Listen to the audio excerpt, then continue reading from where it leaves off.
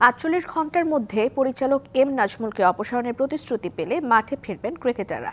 Cricketers association of Bangladesh কোয়াবের সভাপতি মোহাম্মদ মিঠুনের এমন বক্তব্যের পরই পরিচালক এম নাজমুলকে অর্থ কমিটির প্রধান সহ সব রকমের দায়িত্ব থেকে অব্যাহতির সিদ্ধান্ত নিয়েছে বিসিবি।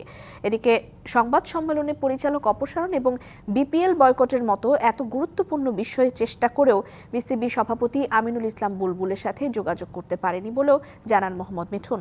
৪৮ ঘন্টার মধ্যে পরিচালক এম নাজমুলের পদত্যাগ বা বহিষ্কার যে কোনো মূল্যেই চায় cricketers association of Bangladesh. BCB থেকে প্রতিশ্রুতি পেলেই মাঠে ফিরবেন তারা। একই সাথে ৪৮ ঘন্টার মধ্যে দেয়া প্রতিশ্রুতির বাস্তবায়ন না হলে আবারও খেলা বয়কটের সিদ্ধান্ত জানিয়েছিলেন ক্রিকেটাররা।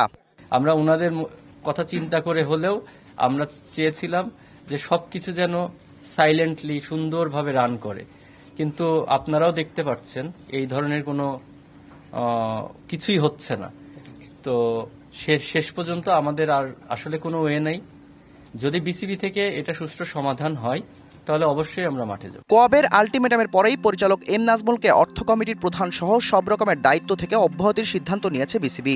এখন অর্থ কমিটির এই দায়িত্ব পালন করবেন সভাপতি আমিনুল ইসলাম বুলবুল। এর আগে বুধবার ক্রিকেটারদের নিয়ে এম নাজমুলের আপত্তিকর মন্তব্যের কিছু সময় পরেই তাকে শোকজ করেছে বলে জানিয়েছিল বিসিবি। সে উত্তরের জন্য তাকে সময় বেঁধে দেওয়া হয়েছিল ৪৮ ঘন্টা।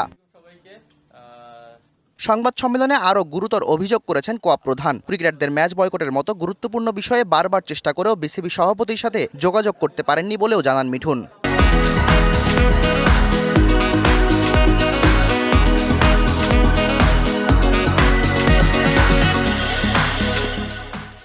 যে কোনো বিষয় নিয়েই তার সাথে আলোচনা করতে চাচ্ছে। আমরা চাই যে প্লেয়ারগুলো যেন বঞ্চিত না হোক, মাঠে যেন আবার খেলা ফিরুক, কিন্তু এটা সমাধানও চাচ্ছি।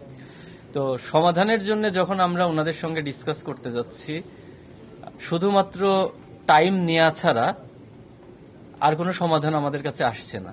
তৃণমূলের ১৪০০ ক্রিকেটারের ভবিষ্যৎ অনিশ্চিত। নারী ক্রিকেটারদের যৌন হয়রানির অভিযোগের মেলেনি সুরাহা। সামর্থ্য থাকা সত্ত্বেও নারী ক্রিকেটের বৈষম্য নিরসনে কোনো পদক্ষেপ নেই বিসিবির। দীর্ঘ সংবাদ সম্মেলনে একে একে অভিযোগ করেছেন লিটন, শান্ত, মিরাজ, সোহানরা।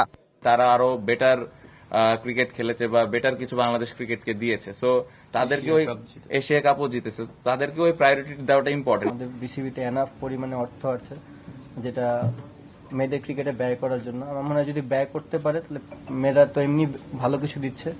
ভবিষ্যৎ